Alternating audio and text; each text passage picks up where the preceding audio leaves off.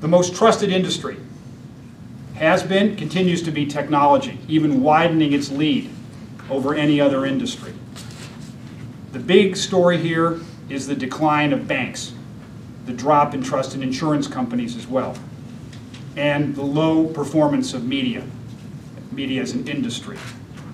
We see great divergence among markets in attitudes towards trust, towards industry.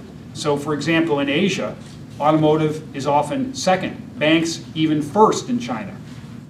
I think the tech industry has avoided any sort of catastrophic events, point one. So there hasn't been any big negative like the blowout of 18 months ago for financial services.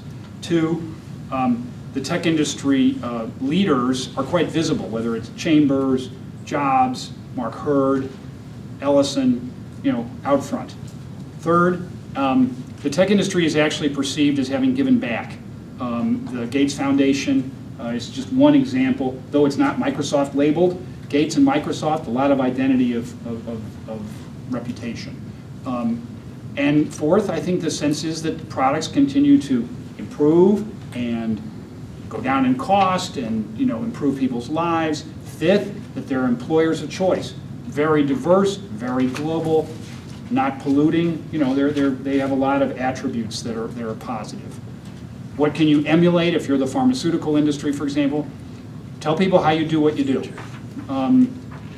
Make sure that there's a public interest in what you're doing.